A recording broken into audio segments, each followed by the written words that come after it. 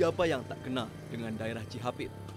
Daerah yang bagi sebagian warga Bandung dan sekitarnya adalah tempat dengan banyak ragam kuliner dan barang-barang antik. Namun ternyata, daerah ini menyimpan cerita kelam lebih dari setengah abad yang lalu. Pada awal pembangunannya, pemerintah kolonial Belanda membangun daerah Cihapit dengan konsep lingkungan yang sehat. Kompleks perumahan dilengkapi dengan pasar, pertokoan, taman, dan lapangan. Bahkan pada tahun 1920-an, kompleks perumahan Cihapit mendapatkan predikat sebagai contoh lingkungan pemukiman sehat di kota Bandung yang dihuni oleh warga golongan menengah baik pribumi maupun Belanda. Saat ini, kawasan Cihapit lebih kurang merupakan kawasan yang dihuni masyarakat kelas menengah ke atas. Namun justru pada saat pendudukan Jepang, daerah ini menjadi tempat di mana banyak warga Belanda diasingkan dan diberi pembatas kawat berduri. Menurut sejarawan Nina Lubis, kawasan Cihapit masa kini jauh lebih hidup dibandingkan ketika masa pendudukan kolonial Belanda dan Jepang. Kawasan Cihapit dibangun tahun 1920-an juga ini. Ya, itu dibangun sebetulnya perumahan untuk pegawai kecil. Jadi bukan bangunan elit sebetulnya Cihapit itu, ya. Dan di situ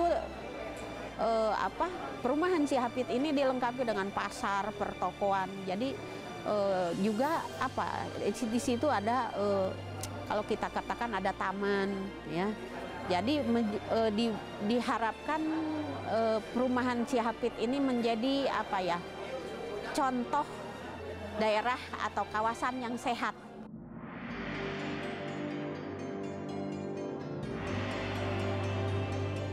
Sekitar tahun 1942 hingga 46, Jepang menggunakan kompleks perumahan Cihapit sebagai interniran, yaitu area kamp konsentrasi untuk tahanan perang.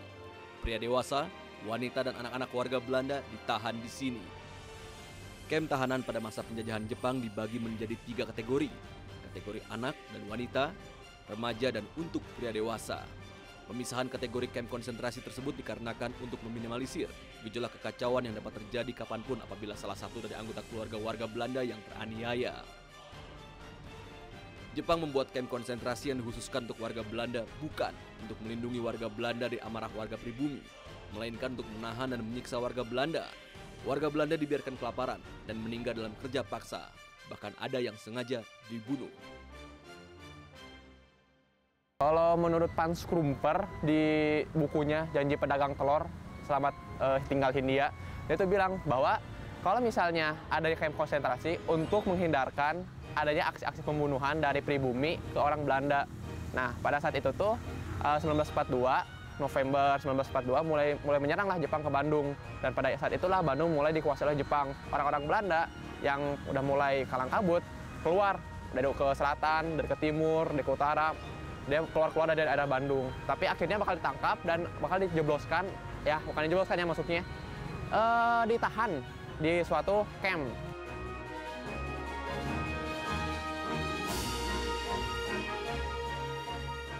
Di kota Bandung, Jepang membentuk sekitar 16 kamp konsentrasi yang dikhususkan untuk warga Belanda, antara lain kamp Bangka, Blumenkamp, dan kamp konsentrasi Cihapit. Kamp konsentrasi Cihapit menjadi yang terbesar dengan jumlah penghuninya mencapai 14.000 orang. Kamp konsentrasi Cihapit berbatasan dengan Jalan Riau, Jalan Cihapit, Jalan Ciliwung, Jalan Supratman, dan Jalan Ahmad Yani. Digunakan dari akhir November 1942 hingga Desember 1944.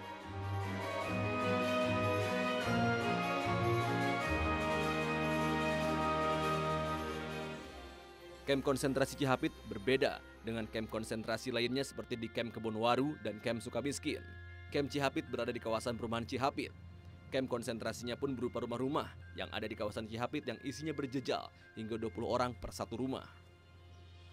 Untuk beberapa camp seperti kamp Cihapit, ada lagi camp baru seperti camp Penjara Bancuy, nama Penjara Sukamiskin. Nah, kalau untuk khususnya di Cihapit, mereka itu satu rumah. Ukurannya ya ukuran rumah biasa, cuma diisinya bisa sampai 20 orang sampai 25 orang. Itu baru tahun 1943. Menurut catatan di seorang Hans Krumper, dia bilang dulu itu sampai 1944 ada sampai 30 orang dalam satu rumah. Kalahnya Jepang oleh sekutu pada Perang Dunia Kedua membuat posisi Jepang di daerah jajahannya ikut melemah. Kem-kem konsentrasi yang Jepang buat di Indonesia secara otomatis pun ikut berhenti beroperasi. Dan para tahanan perang maupun warga sipil berbondong-bondong meninggalkan kem-kem yang dikuasai oleh Jepang. Kawasan Cihapit pun kembali beralih fungsi menjadi kawasan perumahan kembali seperti yang terlihat hingga saat ini.